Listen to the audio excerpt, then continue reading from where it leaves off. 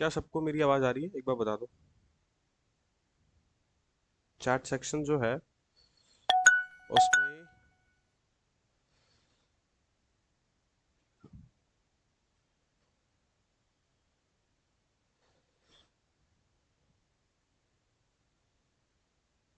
Guys, क्या मेरी आवाज़ आ रही है? Am I audible and visible to everybody? Okay, okay, good, good, good.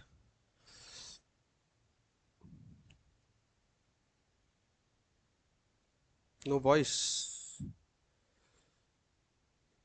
Zainul Khan, एक बार आप अपने इंटरनेट कनेक्शन को चेक करिए या फिर क्लास को रीजॉइन करिए। शायद उसके वजह से। Okay okay, that's good. सबको सबको आवाज़ आ रही है। थोड़ा वेट कर लेते हैं, ठीक है? सब आ जाए क्लास में, देन विल कंटिन्यू। अच्छा, आज से पहले किसी ने अभी मेरे को देखा है? शायद जो पिछले बैच के बच्चे अगर हैं इसमें, जो रीअपियर हो रहे हैं एग्जाम में, तो उन्होंने मेरे को देखा होगा।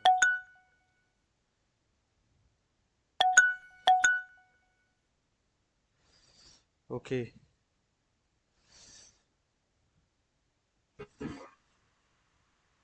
सर, हम आपकी क्लास एक बार अटेंड कर रहे हैं। Okay, that's good good, YouTube पर।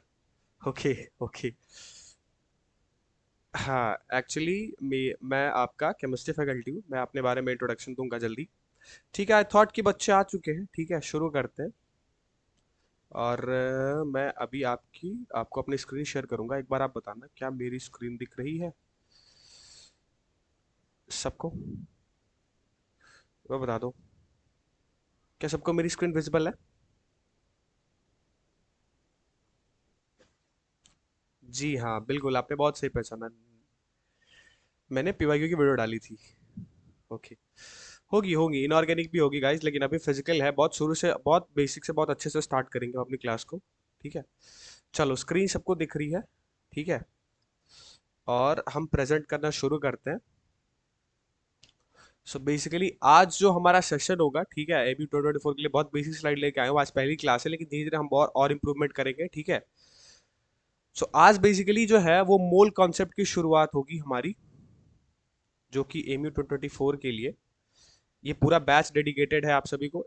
और ये मेरी पहली क्लास है, ठीक है, आने में थोड़ी देरी हो गई, बट कोई बात नहीं, हम धीरे धीरे सीमलेसली सब कुछ स्टार्ट करेंगे। और बहुत एंड तक बहुत कंटिन्यूअस मैनर में ज्वाइन रखेंगे। पिछली बार मैंने थोड़ा लेट ज्वाइन किया था, बट कोई बात नहीं।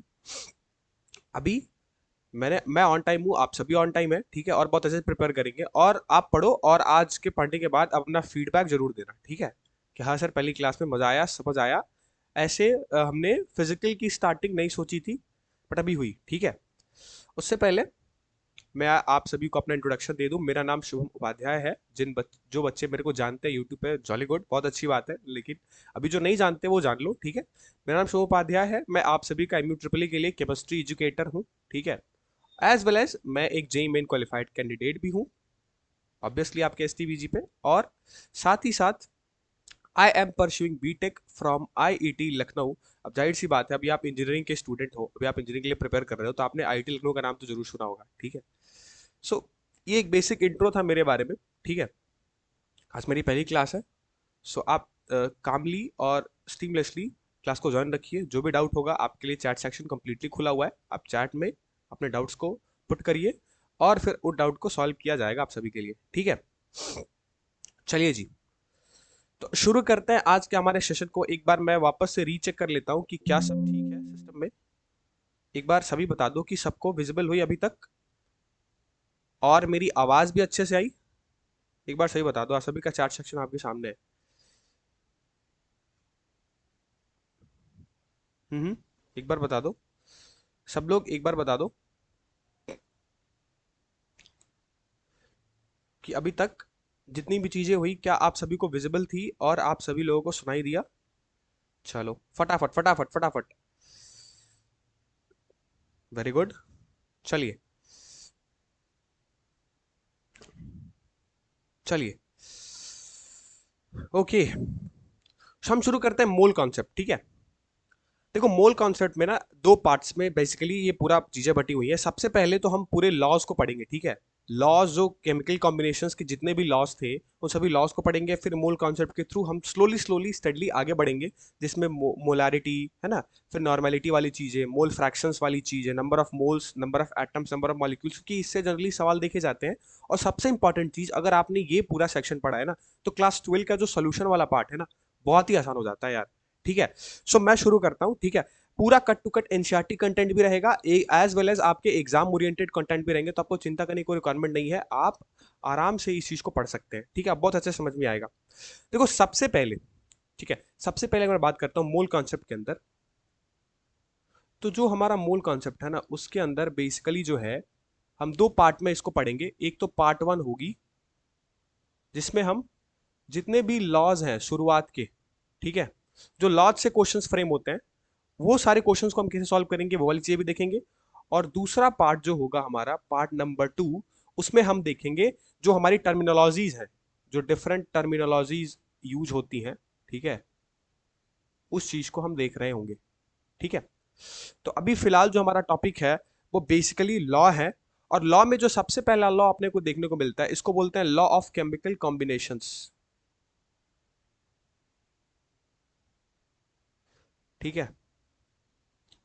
यानी अगर अगर हम केमिकली, अगर हम केमिस्ट्री पढ़ रहे हैं, तो अगर केमिकली अगर कोई भी कंपाउंड या कोई भी रिएक्टेंट आपस में रिएक्ट होते हैं और प्रोडक्ट बनाते हैं, तो वो बेसिकली कुछ सेट ऑफ रूल्स को फॉलो करते हैं, कुछ लॉ को फॉलो करते हैं, जिसके रिगार्डिंग डिफरेंट डिफरेंट साइंटिस्ट ने अपने डिफरेंट डिफरेंट लॉज दिए कि यस, अगर अगर ये चीजें केमिकल रिएक्शंस में हो रही है तो वो कुछ ऐसे हो रही होंगी, ठीक है। सो बेसिकली इनको हम लॉ ऑफ केमिकल कॉम्बिनेशंस कहते हैं, जिसमें अभी हमको 5 लॉज पढ़ने हैं, ठीक है।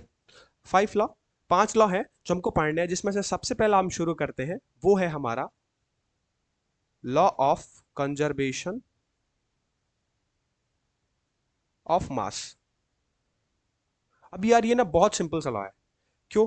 क्योंकि यार क्लास 9th 10th, ठीक है, क्लास 9th 10th और 11th में भी इवन आप सभी लोगों ने इस चीज को पढ़ रखा है। बहुत सिंपल सा लॉ है और बहुत स्ट्रेट फॉरवर्ड लॉ है।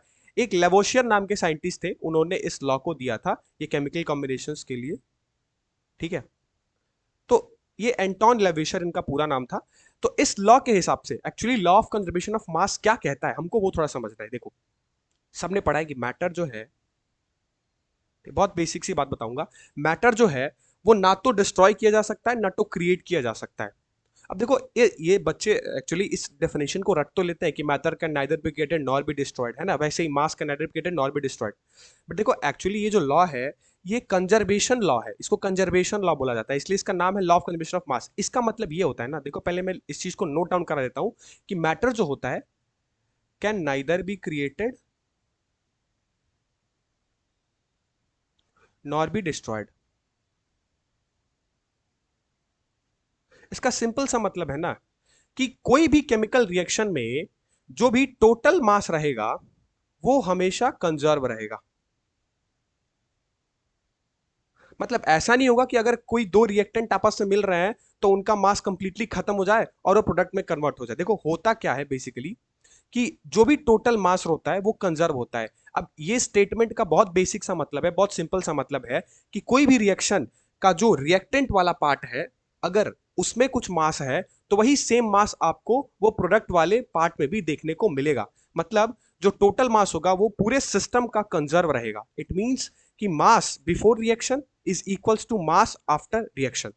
ये चीजें हमको, बहुत सिंपल सी बात है, ये चीजें हमको law of conservation of mass में देखने को मिलती है। तो टोटल मास ऑफ कंजर्व का मतलब बस बिल्कुल बेसिक सा यही है कि जो मास है ना, वो क्या है बिफोर रिएक्शन, वो इक्वल है मास आफ्टर रिएक्शन। या फिर अगर दूसरी भाषा में बोले तो बहुत सारे बुक्स इसको लिखते हैं कि mass of reactant will be always equal to mass of product. मतलब रिएक्टेंट साइड में जितना मास है उतना ही प्रोडक्ट साइड में मास होगा। तो अगर ये कोई भी केमिकल रिएक्शंस में अगर ये कंडीशन सेटिस्फाई हो रही है, तो हम बहुत सिंपल सी बात बोलेंगे कि sir law of conservation of mass जो कि लेवोशियर ने दिया था वो सेटिस्फाई हो रहा है। इसका बहुत बेसिक सा एग्जांपल लेके समझाता हूँ, बहुत बेसिक सा। जैसे अगर मैं एक रिएक्शन लिखूं H2 + O2, जिससे हमको H2O मिलता है, तो अब मैं इसकी थोड़ी सी बैलेंसिंग के साथ लिख दूं इसको, तो आई राइट इट एज 1/2। अब सबसे पहले रिएक्टेंट प्रोडक्ट देखो, ये जो एरो है, एरो के लेफ्ट साइड जो लिखा होता है ना, ये दोनों, इनको हम बोलते हैं रिएक्टेंट। These are reactant. और एरो की जो राइट साइड लिखा है भाई, ये क्या है? ये तो सिंपल सी बात है, प्रोडक्ट है।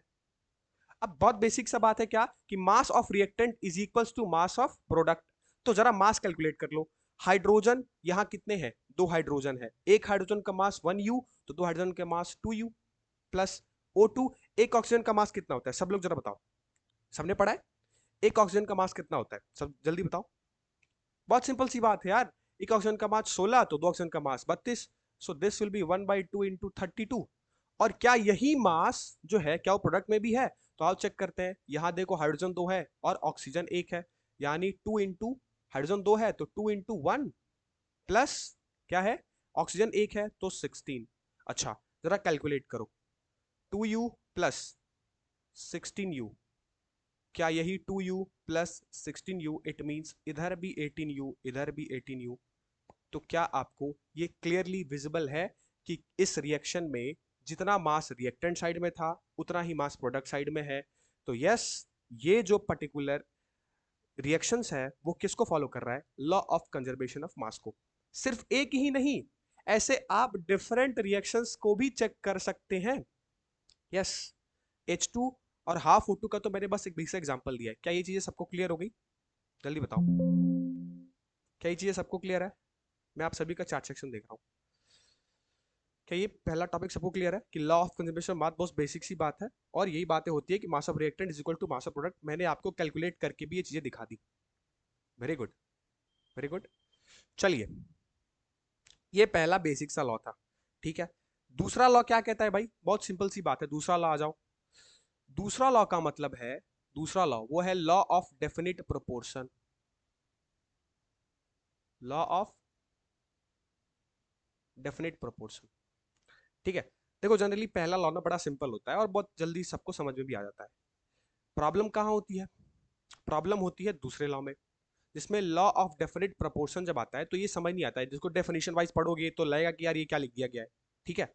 देखो, पहले तो जो लिखवाने से पहले मैं तुमको लॉ ही समझा देता हूं, उसके बाद जो मैं लिखवाऊंगा उसको तुम आसानी से समझ सकते हो। जैसे मैं तुमसे बात करता हूं पानी की, वाटर, बहुत बेसिक सी चीज है और बहुत एसेंशियल भी है हमारे लिए, जिंदा रहेंगे पानी पियेंगे तो, है ना। वाटर की बात करता हूं, आइए बताओ। वाटर जो है वो डिफरेंट टाइप के वाटर्स हो सकते हैं, है ना। जैसे अगर एक समुद्र वाला पानी ले लूं तो वो भी वाटर है, वो भी H2 ही है, बिल्कुल है सर। सिमिलरली अगर मैं कोई ओशियन का पानी ले लूं, वो भी वाटर है, बिल्कुल है भाई, है ना। अगर मैं रेन वाटर ले लूं तो वो भी तो वाटर ही है, उसके अंदर भी तो H2 ही होगा।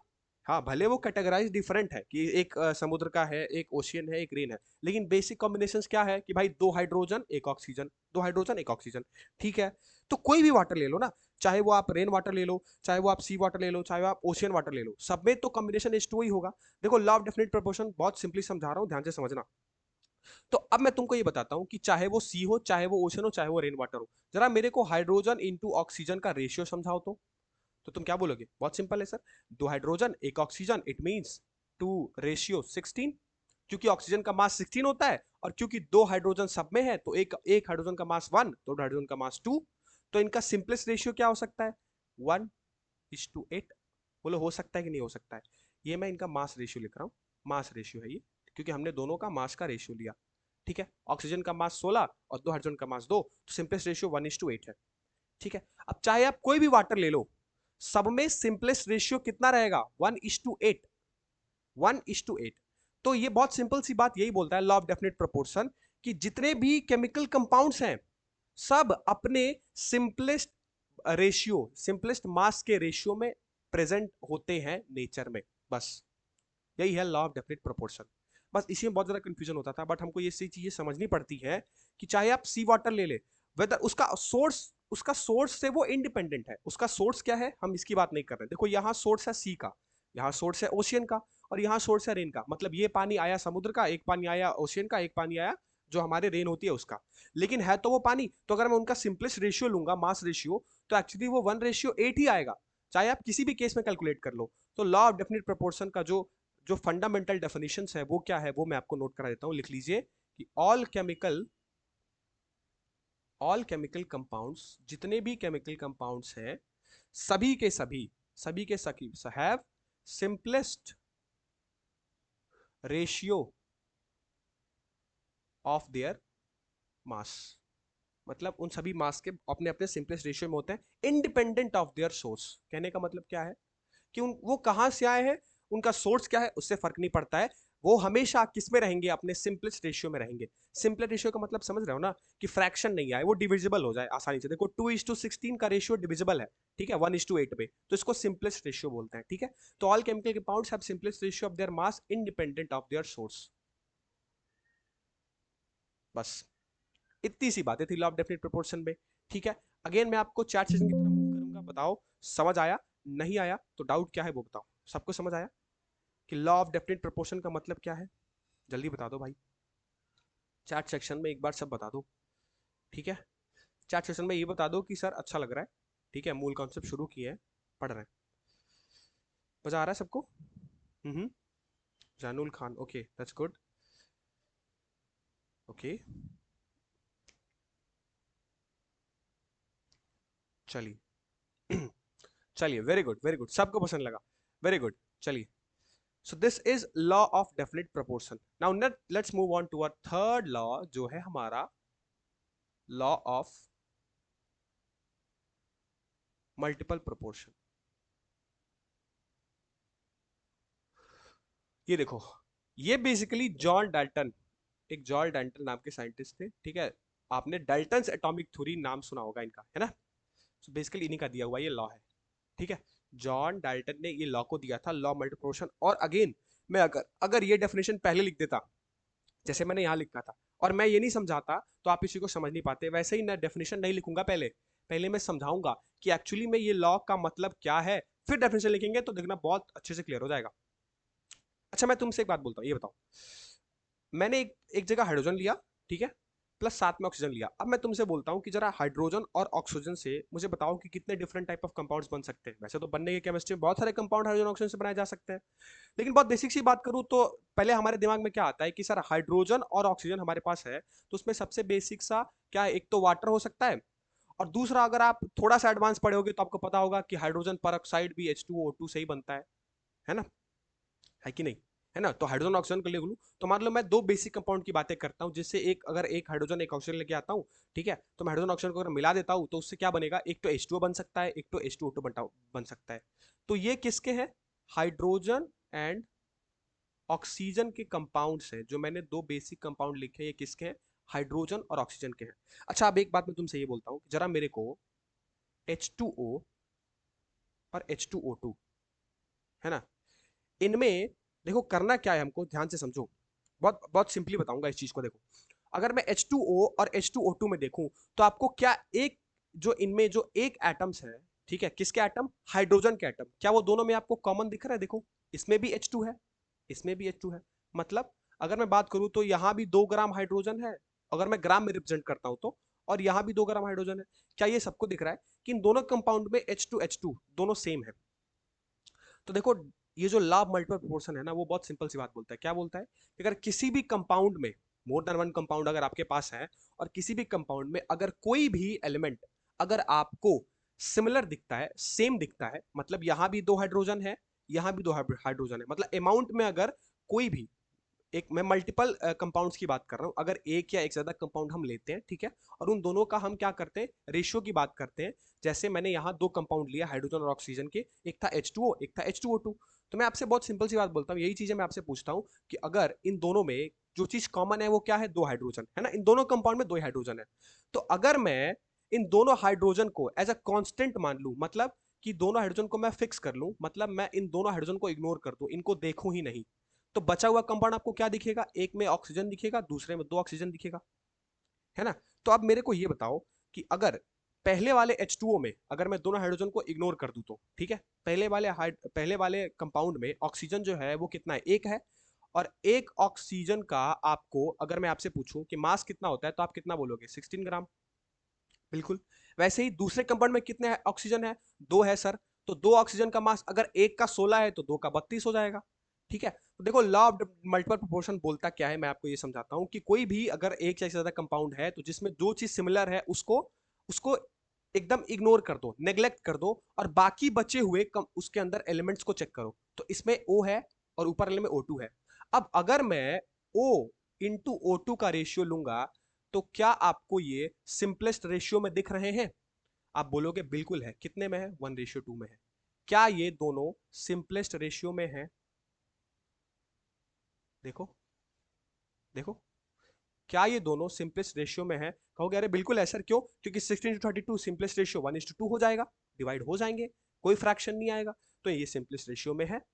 So law of multiple proportion basically यही है। मैंने आपको लॉ ऑफ मल्टीपल प्रोपोर्शन बता दिया। लॉ ऑफ मल्टीपल प्रोपोर्शन क्या बोलता है कि कोई भी दो एलिमेंट्स, अगर कोई भी कंपाउंड दो या दो से ज्यादा एलिमेंट से मिलकर बनता है और डिफरेंट कंपाउंड पर अगर हम रेशियो लेते हैं, तो जो कंपाउंड कॉमन है आप उसको निगलेक्ट करके दूसरे वाले कंपाउंड का अगर आप रेशियो लेंगे, अगर वो सिंपलेस्ट रेशियो में है, तो वो लॉ ऑफ मल्टीपल प्रोपोर्शन को फॉलो करता है। देखो सिर्फ एक ही से नहीं, देखो मैं क्या करता हूं, तुम ऐसे कंफ्यूज मत हो। देखो मैं एक और एग्जांपल लेकर आ देता हूं। देखो जैसे अगर मैं कार्बन और ऑक्सीजन लिया, तो इससे अगर मैं तुमसे बेसिक सा कंपाउंड पूछूं तो क्या बोलोगे? सर एक तो कार्बन मोनोऑक्साइड जो सबसे बेसिक है, और दूसरा इससे एक और कंपाउंड बन सकता है जो है CO2। अब मैं फिर तुमसे वही चीज करने को कहता हूं कि जरा CO और CO2 को इधर साइड में लाओ और इनसे कुछ बातें करते आ जाओ। इन दोनों में जो कार्बन है, देखो ऊपर वाले कंपाउंड में भी कितने कार्बन है? एक कार्बन है, और नीचे वाले में भी कितने? एक कार्बन है। तो इन दोनों को आप नेग्लेक्ट कर दीजिए। बाकी ऑक्सीजन को चेक करिए, दोनों कंपाउंड में ऊपर वाले में एक ऑक्सीजन है, तो एक ऑक्सीजन का मास 16 ग्राम में अगर रिप्रेजेंट करूं तो, ठीक है। और नीचे वाले में दो ऑक्सीजन है, ये भी दो ऑक्सीजन का मास, अगर एक का 16 है तो दो का 32। क्या अभी भी O:2 का रेशियो सिंपलेस्ट रेशियो है कि नहीं? चेक कर लो। देखो अभी भी 1:2 है, अभी भी है भाई। तो सिर्फ ये नहीं कि सिर्फ H+O के साथ ही कोई भी, मैं तुमसे क्या बोल रहा हूं कि लॉ ऑफ मल्टीप्लिकेशन एक ही बात बोलता है कि अगर कोई भी दो एलिमेंट आए, कंबाइन किए, उनसे जो प्रोडक्ट बना, उनका जो प्रोडक्ट होगा वो सिंपलेस्ट रेशियो में होगा। यही मल्टीपल प्रोपोर्शन। अब देखो कंफ्यूज मत हो, आओ। अगर तुमको लग रहा है कि नहीं नहीं डाउट है, डाउट है, तो देखो मैं नाइट्रोजन और ऑक्सीजन के साथ भी करा दे रहा हूँ। अब बहुत बेसिक सी बात बोलूंगा, नाइट्रोजन और ऑक्सीजन से कोई दो सिंपलेस्ट कंपाउंड बताओ। तो पहला तुमको क्या, अगर बहुत मेजरली मेजरली सुनोगे तो तुमने सुना होगा N2O, एक तो सुना होगा, है ना। और अगर पी ब्लॉक वगैरह बहुत सारे सेशन तुम पढ़ के आ रहे हो, अगर एक ड्रॉपर हो तो तुम तो बहुत अच्छे से चीज को जानते होगे, एक N2O4 भी होता है। तो मैंने दो बेसिक से कंपाउंड ले लिए मान लो नाइट्रोजन के। अब इस केस में भी चेक कर लो, N2O, N2O4, ठीक है।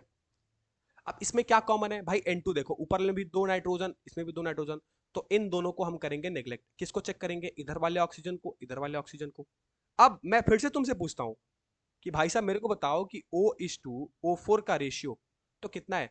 16 इंटू, अब जरा यहां देखो चार ऑक्सीजन है, चार ऑक्सीजन है, तो इसको मल्टीप्लाई कर लो 16 इंटू 4, 16 4 जा 64।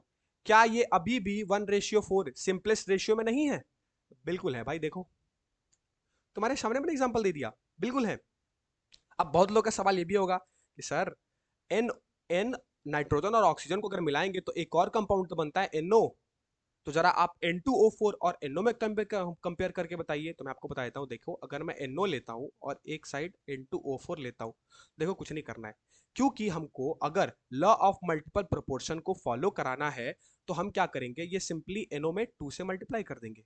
तो अब ये कंपाउंड क्या हो जाएगा? N2O2, और ये हो जाएगा N2O4। अब चेक कर लो, देखो N2 कॉमन है, फिर अगर O2 और O4 इन दोनों का मैं रेशियो लूंगा, O2 रेशियो O4, तो भी आपको देखने को मिलेगा 32 रेशियो 64।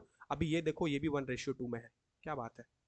मतलब देखो बहुत सिंपली तरीके से मैंने तुमको लॉ ऑफ मल्टीपल प्रोपोर्शन पढ़ा दिया, और वो क्या है, एक सेकेंड, और वो क्या है, सॉरी, और वो ये है कि लॉ ऑफ मल्टीपल प्रोपोर्शन एक ही बात बोलता है कि जब भी दो या दो से ज्यादा एलिमेंट कंबाइन होके कोई कंपाउंड बनाते हैं, तो उनका जो रेशियो होता है वो आपस में क्या होता है? सिंपलेस्ट रेशियो होता है, अगर एक को हम कांस्टेंट मान ले तो। बताओ क्या ये चीज क्लियर हो गई सब? मैं वापस से चार सेशन की तरफ चलता हूँ। All clear sir? Very good. सबको क्लियर है? मजा आया? मजा आया? देखो लॉ मल्टीप्लिकेशन जल्दी समझ नहीं आता है, इसलिए बोल रहा हूँ।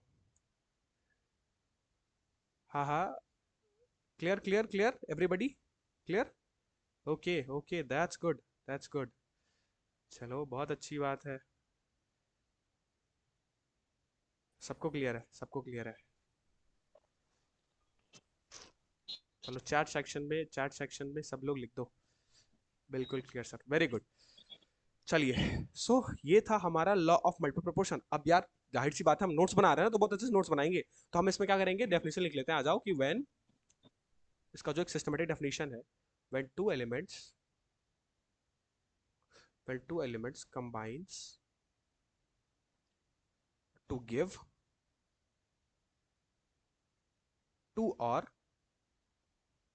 more product,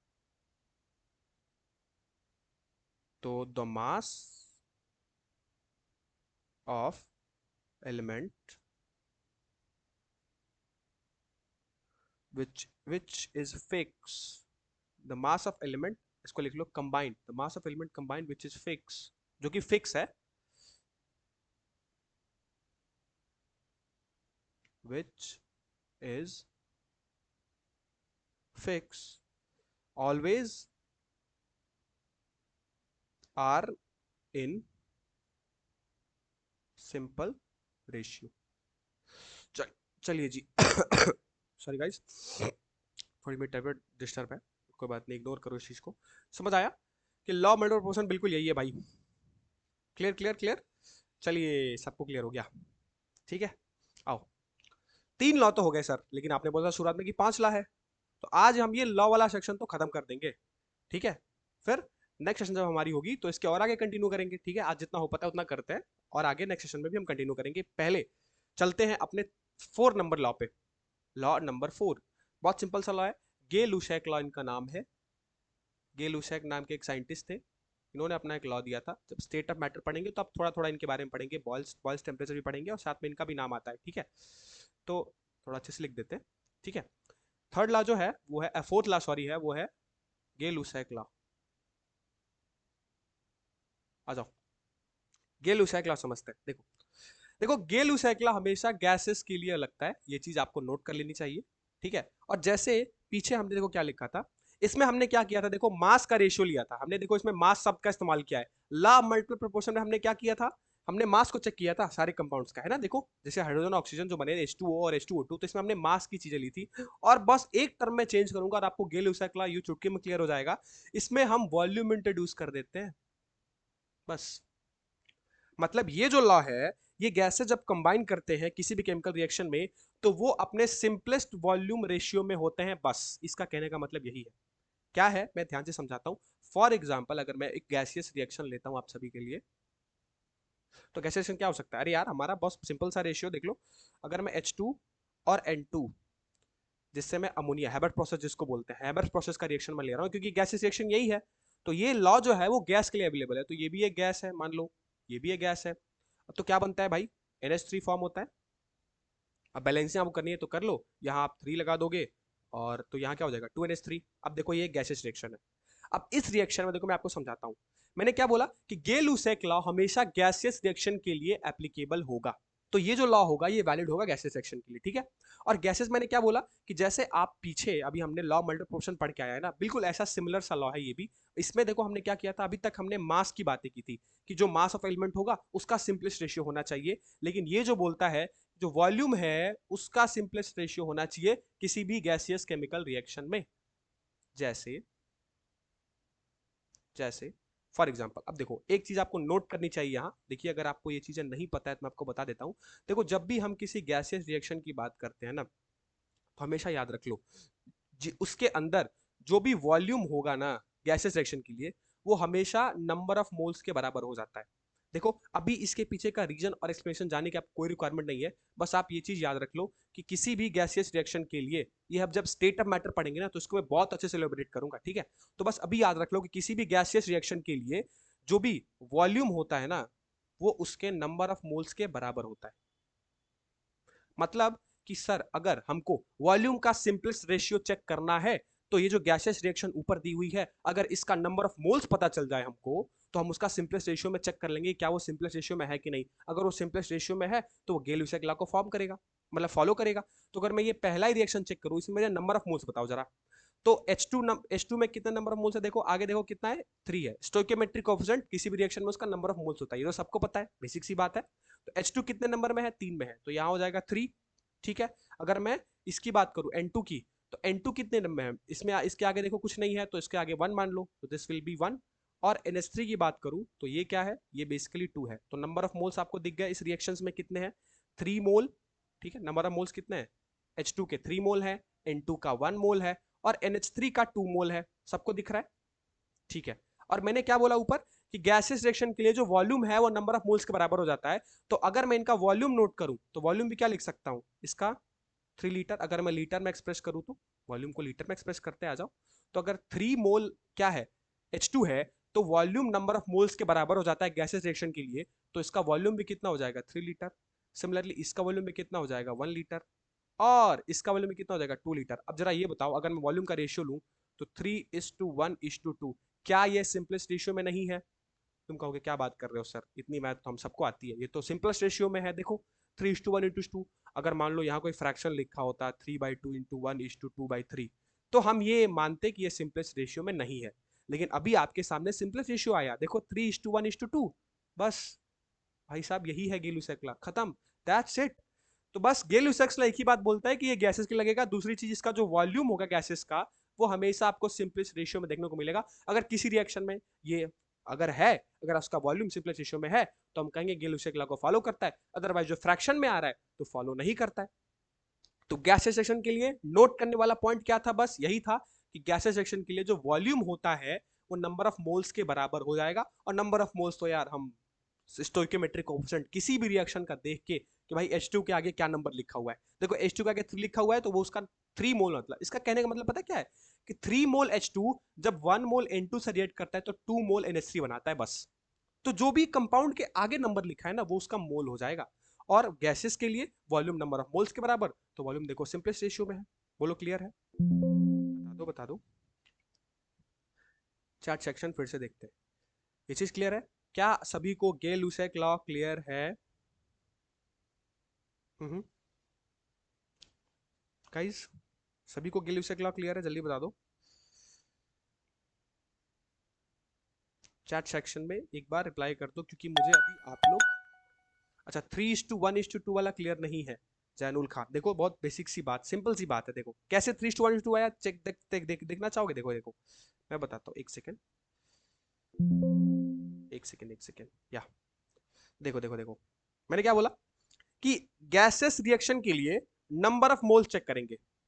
गैसेस रिएक्शन के लिए नंबर, एक बार और रिपीट कर देता हूँ गाइस, जब सभी के लिए, ठीक है। देखो गैसेस रिएक्शन जब भी आपके पास होगी तो वॉल्यूम जो होगा वो नंबर ऑफ मोल्स के बराबर। अब देखो देखो एक्चुअली देखो कहाँ क्लियर नहीं है, मैं तुमको ये समझाता हूँ। देखो नंबर ऑफ मोल्स हम किसी रिएक्शन से कैसे फाइंड करेंगे ये चेक कर लो, पहले ये बता देता हूँ। पहले देखो जैसे बहुत बेसिक एग्जांपल लेता हूँ, अगर मैं कहता हूँ 2H2 प्लस O2, ये आपको 2H2O दे रहा है, ये भी एक गैसियस रिएक्शन है, बिल्कुल है, क्योंकि सभी गैस रिएक्ट कर रहे हैं। अब देखो देखो देखो नंबर ऑफ मोल्स पता है क्या होता है, देखो नंबर ऑफ मोल्स क्या होता है, देखो हाइड्रोजन के आगे कितना लिखा हुआ है, 2 लिखा हुआ है ना।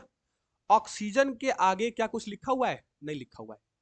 और H2O यानी वाटर, क्या इसके आगे कुछ लिखा हुआ है, देखो तो H2 के आगे 2 लिखा हुआ है, तो मतलब कि 2 मोल क्या है, H2 है, बस। O2 का आगे कुछ नहीं लिखा है, तो जब कुछ नहीं लिखा है तो 1 मान लेते हैं, तो हम कहते हैं 1 मोल O2 प्रेजेंट है। अब राइट हैंड साइड देख लो, वाटर के आगे क्या लिखा है, 2, तो हम क्या बोलेंगे, 2 मोल वाटर है। तो नंबर ऑफ मोल्स रिएक्शन को देख के पता कर सकते हो, बिल्कुल कर सकते हो। और मैंने आपको एक बात बताई क्या, कि भाई साहब जो भी गैसियस रिएक्शंस होंगे उनके लिए जो उनका वॉल्यूम होगा वो नंबर ऑफ मोल्स के बराबर हो जाएगा। मतलब जितने नंबर ऑफ मोल्स रिएक्ट कर रहे हैं उतना ही उनका वॉल्यूम। तो ये बताओ हाइड्रोजन H2 कितने मोल रिएक्ट कर रहा है, 2 मोल, तो इसका वॉल्यूम भी 2 लीटर हो जाएगा। क्या है यार, बहुत सिंपल सी तो बात है। ऑक्सीजन कितना रिएक्ट कर रहा है, 1 मोल, तो इसका वॉल्यूम भी 1 लीटर हो जाएगा। सिमिलरली वाटर कितना रिएक्ट कर रहा है, ये भी 2 मोल वाटर बन रहा है। अरे प्रोडक्ट में वाटर बना है 2 मोल, तो इसका वॉल्यूम भी कितना हो जाएगा, 2 लीटर। अब ये बताओ अगर मैं H2 O2 और H2O तीनों का वॉल्यूम का रेशियो ले लूं, ये क्या लिखा है मैंने नीचे, ये वॉल्यूम लिखा है, और ये क्या लिखा है, ये नंबर ऑफ मोल्स लिखा है।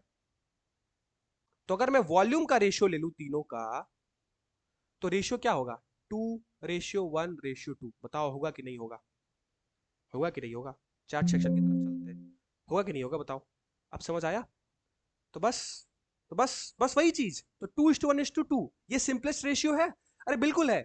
और अगर सिंपलेस्ट रेशियो है तो गे लुसेक लॉ हमारा फॉलो कर रहा है, क्योंकि गेलुसियस लॉ क्या बोलता है कि गैसियस रिएक्शन के अंदर जो वॉल्यूम होगा वो सिंपलेस्ट रेशियो में होगा, बस खेल खत्म। सेम चीज यहां भी थी। बताओ, clear? All clear? All clear? सबको क्लियर? बहुत आराम से पढ़ाऊंगा, बहुत सही तरीके से पढ़ाऊंगा और सब कुछ समझ आएगा, ठीक है? अभी तक ऐसे मोल कॉन्सेप्ट नहीं पढ़ोगे, ये चैप्टर जब खत्म होगा ना तो खुश हो जाओगे एकदम। क्लियर है? सिंपलेस्ट रेशियो वाली चीजें क्लियर है? जल्दी बता दो।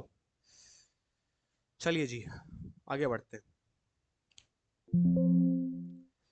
Let's move forward. अब आगे आए किस पे भाई? एवोगैड्रो लॉ पे। आ जाओ आ जाओ आ जाओ आ जाओ आ जाओ। हमारा लास्ट लॉ जो है एवोगैड्रोस लॉ, ठीक है? आज का आखिरी लॉ है हमारा, ठीक है? और लॉ वाला सेक्शन यानी पार्ट 1 वाला सेक्शन इसमें आज खत्म हो जाएगा, जिसमें हम सारे लॉस पढ़ लेंगे। आज हम पढ़ेंगे एवोगैड्रो लॉ, ठीक है? अब बचा हुआ है, ठीक है? देखो एवोगैड्रो लॉ क्या बोलता है। जैसे पीछे हमने क्या देखा, देखो पीछे हमने देखा कि गैस गेल लुसेकला गैसेस के लिए था जो वॉल्यूम सिंपलेस्ट रेशियो में रखता था। अब देखो अब क्या बोलेगा ना, ये बोलता है कि किसी भी कांस्टेंट, कंडीशन ये है, इसका एक कंडीशन है कि किसी भी कांस्टेंट टेम्परेचर या फिर प्रेशर, टेम्परेचर एंड प्रेशर मैंने यहां लिखा है, ठीक है? कोई भी अगर किसी भी रिएक्शन का अगर मैं टेम्परेचर और प्रेशर को कांस्टेंट कर दूं, तो अगर मैं उस गैसियस रिएक्शन में इक्वल वॉल्यूम लेता हूं सभी एलिमेंट्स का, क्या बोलता हूं, अगर मैं इक्वल वॉल्यूम लेता हूं जितने भी गैसेस हैं, गैसेस एलिमेंट्स हैं, केमिकल रिएक्शन की बात कर रहा हूं। देखो मैं जो लिख रहा हूं ना, कंफ्यूज मत हो, अभी समझाऊंगा, ठीक है? एक तो समझ आ रहा होगा तुम लोग को, लेकिन मैं अभी समझाऊंगा। देखो कैसे, बड़ा मजेदार चीज समझ जाओगे। मैंने क्या बोला कि कंडीशन ये है कि कांस्टेंट टेम्परेचर और प्रेशर पे अगर मैं इक्वल वॉल्यूम गैसियस एलिमेंट का लेता हूं, तो उसके अंदर जो नंबर ऑफ मॉलिक्यूल्स होंगे वो भी इक्वल ही होंगे। यस, यही है एवोगैड्रो लॉ। क्या बोला सर? नहीं समझ आया। मैंने बोला, रैंडम एग्जांपल ले लेते हैं। मान लो मैंने बोला कि एक मैंने हीलियम गैस लिया जिसका वॉल्यूम मैंने कितना लिया, मैंने 1 लीटर हीलियम गैस लाई, ठीक है? ठीक है, फिर मैंने नाइट्रोजन गैस लाई, इसका भी वॉल्यूम मैंने क्या रखा,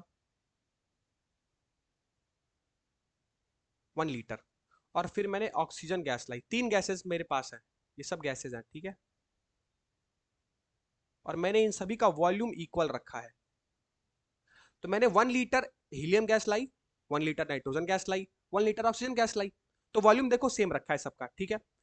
अब मैं तुमसे कहता हूं कि जरा मुझे बताओ कि मैंने जो एलिमेंट्स लाए हैं, जैसे मैंने हीलियम गैसेस एलिमेंट लाए हैं, नाइट्रोजन गैसेस एलिमेंट एलिमेंट लाए हैं और ऑक्सीजन गैसेस एलिमेंट लाए हैं, इसमें जरा मेरे को बताओ कि नंबर ऑफ मॉलिक्यूल्स जो हैं वो कितने हैं? नंबर ऑफ मॉलिक्यूल्स की बात करो, कितने? तो कितने हीलियम? एक हीलियम। कितने नाइट्रोजन? एक नाइट्रोजन। और कितने ऑक्सीजन? एक नाइट्रोजन, एक ऑक्सीजन। तो नंबर ऑफ मॉलिक्यूल्स भी कितने हैं भाई? सबका 1 1 है। एक मॉलिक्यूल मैंने हीलियम लिया, एक मॉलिक्यूल मैंने नाइट्रोजन लिया, एक मॉलिक्यूल मैंने ऑक्सीजन लिया। लेकिन अगर मैं आपसे कहूं कि नंबर ऑफ एटम्स बताओ तो जरा, तो हीलियम तो अकेला है, तो हम क्या कहेंगे, नंबर ऑफ एटम्स तो 1 है सर हीलियम के केस में। लेकिन अगर मैं नंबर ऑफ एटम्स नाइट्रोजन के केस में पूछूं, तो यहां एक नहीं 2 नाइट्रोजन है, ध्यान से देखो। जी सर बिल्कुल, 2 नाइट्रोजन। सेम चीज अगर मैं ऑक्सीजन के केस में पूछूं, तो ऑक्सीजन में कितने नंबर ऑफ एटम्स है? 2। अब जरा ये बताओ, क्या आपको वॉल्यूम और नंबर ऑफ मॉलिक्यूल्स दोनों सेम दिख रहे हैं कि नहीं? इक्वल वॉल्यूम पे क्या आपको नंबर ऑफ मॉलिक्यूल्स और वॉल्यूम क्या दोनों सेम दिख रहे हैं तीनों गैसेस के? एक बार जल्दी से चैट सेक्शन की तरफ चलते हैं। यस और नो? यस और नो? हाँ मिलेगा मिलेगा, बिल्कुल पीडीएफ मिलेगा। क्या वॉल्यूम और नंबर ऑफ मॉलिक्यूल्स इस केस में दोनों आपको सेम दिख रहे हैं? जल्दी से बताओ, हाँ या ना? चेक करो, देखो। वॉल्यूम 1 लीटर, मॉलिक्यूल भी 1। वॉल्यूम 1 लीटर, नाइट्रोजन मॉलिक्यूल भी 1। और वॉल्यूम 1 लीटर, ऑक्सीजन मॉलिक्यूल भी 1। लेकिन number of atoms sir different हो गए। नंबर ऑफ एटम्स की बात किया तो हीलियम तो एक है, लेकिन नंबर ऑफ एटम्स नाइट्रोजन 2 है और ऑक्सीजन भी 2 है। बताओ बताओ बताओ बताओ। Yes yes yes. बस तो यही चीज, ओ सॉरी, यही चीज बोली गई है। क्या बोली गई है? कि देखो कि जब भी कांस्टेंट टेम्परेचर और प्रेशर लेंगे, ये कंडीशन है, तो इक्वल वॉल्यूम में जितने भी गैसेस एलिमेंट होंगे सबका नंबर ऑफ मॉलिक्यूल्स तो इक्वल होगा, but number of atoms different होंगे। बस बस बस बस बस, खेल खेल खत्म। नंबर ऑफ एटम्स डिफरेंट होंगे, यही इस लॉ का मतलब है। बहुत सिंपल सा लॉ था। एवोगाड्रो लॉ क्या बोलता है? एवोगाड्रो लॉ ये बोलता है कि अगर इक्वल वॉल्यूम लेंगे गैसेस एलिमेंट का, तो नंबर ऑफ मॉलिक्यूल्स भी इक्वली होंगे जितना वॉल्यूम लेंगे, और साथ में नंबर ऑफ एटम जो होंगे वो डिफरेंट होंगे, वो सेम कभी नहीं होगा। देखो आया भी तो है, चेक भी तो तुम लोग किए हो। देखो हीलियम का एक ही एटम था, चलो ठीक है ये तो मैच हो गया। लेकिन नाइट्रोजन देखो, मॉलिक्यूल वन है लेकिन एटम दो है। ऑक्सीजन में मॉलिक्यूल वन है लेकिन एटम दो है। यानी नंबर ऑफ मॉलिक्यूल तो सेम होगा इक्वल वॉल्यूम पे, लेकिन नंबर ऑफ एटम्स डिफरेंट होंगे। क्लियर क्लियर क्लियर, सबको क्लियर हो गया एवोगाड्रो लॉ? सबको क्लियर हो गया Avogadro law? Okay okay, that's good. देखो अभिषेक कुमार, ध्यान से समझो मैंने क्या बोला।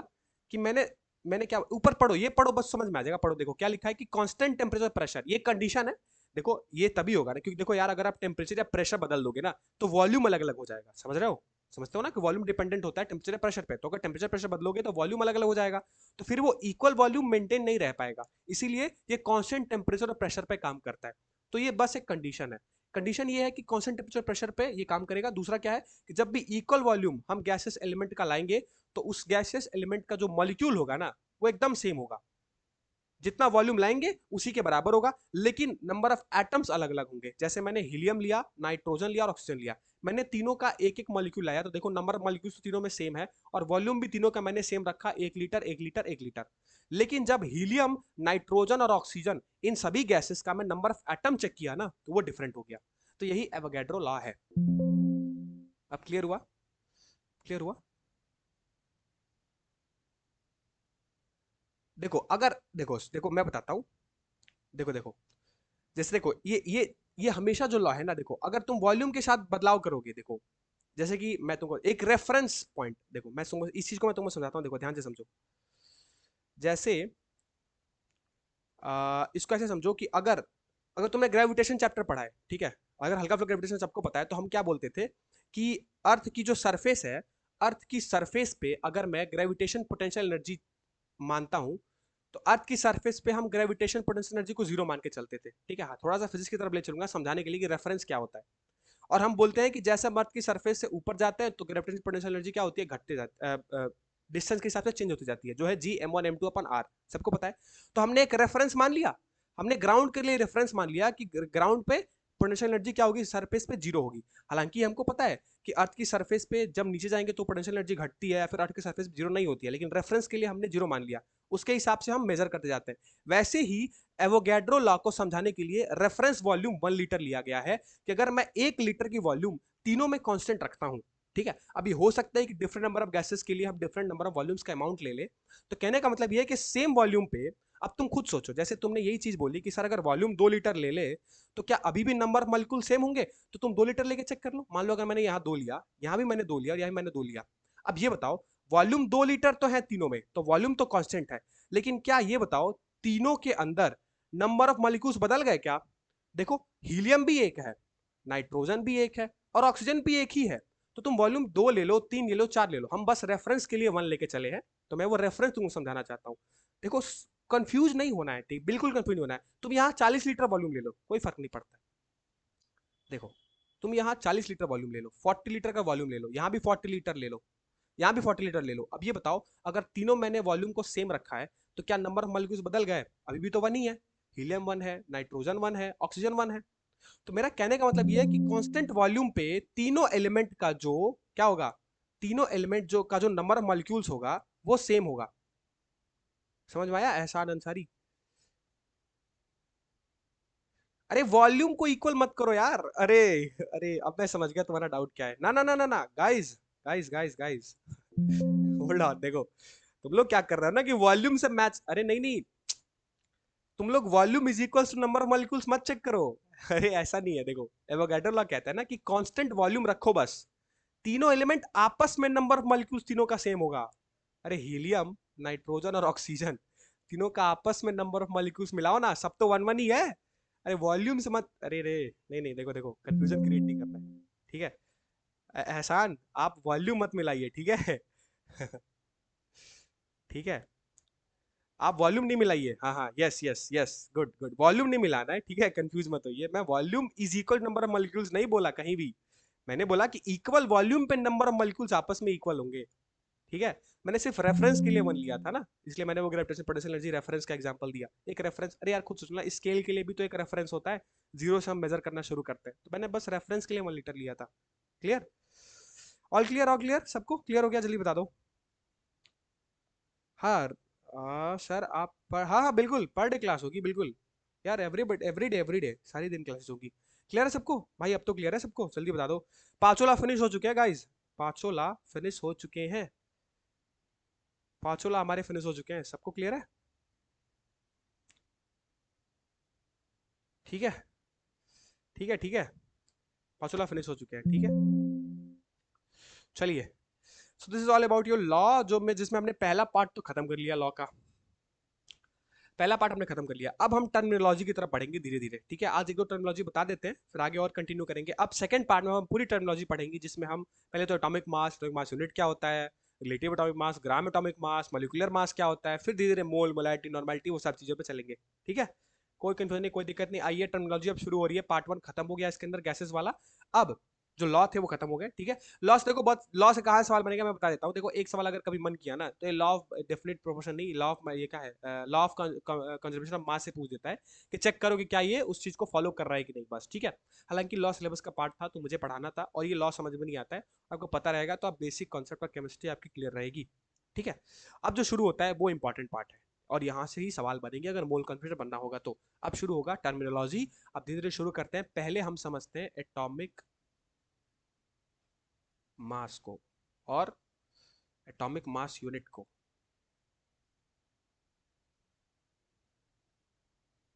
ठीक है। आओ समझो, पहला हम पढ़ेंगे एटॉमिक मास यूनिट। ये तो सबको पता है कि एक एटम के मास को एटॉमिक मास बोलते हैं, बट उसको मेजरमेंट के लिए यूनिट बनाई गई। एटॉमिक मास यूनिट क्या होता है पहले वो समझो। एटॉमिक मास यूनिट क्या होता है कि mass of one atom of, एक second, mass of one atom in amu, ये आपकी एटॉमिक मास होती है, not atomic mass unit, sorry. Atomic mass होती है एक एटम का मास एमयू में, ठीक है। कि जो आपके पास मान लीजिए कोई मैटर है, ठीक है, उस मैटर के अंदर एटम्स भी होंगे, है ना, मॉलिक्यूल्स भी होंगे, तो मॉलिक्यूल के लिए तो मॉलिक्यूलर मास डिफाइन करेंगे, लेकिन अगर मैं सबसे सिंपलेस्ट लेवल पे बात करूं तो एक एटम सबसे छोटा एलिमेंट होता है।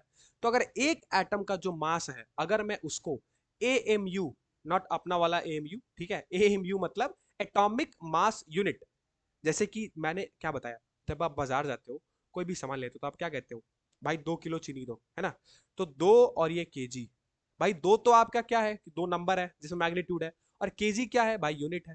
तो किसी भी कोई भी चीज आप जब खरीदते हो मार्केट से, तो आप उसके साथ साथ उसके यूनिट को भी डिफाइन करते हो। अब ऐसा थोड़ी कहोगे कि भाई 2 किलो दूध दो, नहीं बोलोगे ना, बोलोगे 2 लीटर दूध दो, है ना, वॉल्यूम में है वो, इसीलिए लीटर एक्सप्रेस करेंगे। तो वैसे ही एटॉमिक एम यू जो है ना, बेसिकली एम यू एक यूनिट है। तो अगर एक एटम के मास को अगर मैं एम यू यूनिट में एक्सप्रेस करता हूं, तो हम उसको एटॉमिक मास बोलेंगे, ठीक है। अब बात यह आती है कि एटॉमिक मास यूनिट यानी एम यू होता क्या है, एटॉमिक मास यूनिट, भाई किस किस रेफरेंस पे हमने एम यू को बनाया। जैसे हमारे पास एक रेफरेंस तो ये है कि भाई 1 केजी होगा तो हम उसको 1000 ग्राम बोलेंगे, वैसे ही एक एमयू को सर क्या बोलेंगे, एक एमयू सर कितना होता है ये पहले पता होनी चाहिए, तभी तो हम इस चीज को देख पाएंगे। तो देखो, एटॉमिक मास यूनिट एमयू की बात करता हूं, तो 1 एमयू जो होता है ना, ये एक यूनिट है, it is a unit, atomic mass unit is a unit, जैसे केजी, लीटर, है ना, ये सब मीटर, ये सब यूनिट है। वैसे ही मास को, एटम के मास को नापने के लिए यूनिट बनाई गई एटॉमिक मास यूनिट एमयू, और वो 1 एमयू कितने के बराबर होता है, जैसे मैंने बताया कि 1 केजी 1000 के बराबर होता है, वैसे ही कुछ ना कुछ रेफरेंस सेट किया गया, और ये होता है 1/12 मास ऑफ 1 कार्बन 12 एटम। देखो कंफ्यूज नहीं होना, C12 का मतलब क्या है, देखो कार्बन के आइसोटोप्स होते हैं, कार्बन 12 एंड कार्बन 14। अब ये आइसोटोप्स, आइसोबार हम सब पढ़ेंगे, बस ऐसे समझ लो कि कार्बन के दो और भाई कौन कौन से, एक तो कार्बन 12 वाला भाई, एक कार्बन 14 वाला भाई, ठीक है। तो कार्बन 12 वाले भाई का एक एटम का मास को अगर मैं 12 से डिवाइड कर दूं तो जो आएगा वैल्यू उसको 1 एटॉमिक मास यूनिट बोलेंगे। क्या बोलेंगे कि भाई अगर एक कार्बन 12 एटम लाया, कार्बन का एक 12 वाला भाई, उसका एक एटम लाया, उसके एक एटम को मैंने 12 से डिवाइड कर दिया, 12 पार्ट में बांट दो, तो जितना बचेगा ना मास, एक्चुअली वही 1 एमयू के बराबर होता है। और अगर मैं कहूं कि सर जरा ये समझ नहीं आ रहा है मेरे को, इसको ग्राम में बता दो ना, कि 1 एमयू जो है 1/12 मास ऑफ कार्बन 12 एटम ग्राम में कितना होता है, तो नोट कर लो 1.66 इंटू 10⁻⁻24 ग्राम, ये ग्राम में होता है। और सवाल यह है कि सर अगर मेरा मन कर रहा है कि आप केजी में बता दो, तो कुछ नहीं यार 10⁻6 से मल्टीप्लाई कर लो, तो 1.6 इंटू 10⁻27 केजी हो जाएगा आपका। ये है एटॉमिक मास यूनिट। मतलब क्या, फिर से रिपीट करता हूं, एक एटम के मास को नापने के लिए जो यूनिट बनाई गई उसका नाम एटॉमिक मास यूनिट। और एक एटॉमिक मास यूनिट में क्या कितना हो, भाई रेफरेंस सेट करना पड़ेगा ना, जैसे हम सेट करते हैं, अभी तक हमने ये बहुत सिंपल तरीके से पढ़ी है कि 1 kg इक्वल्स टू भाई साहब 1000 ग्राम।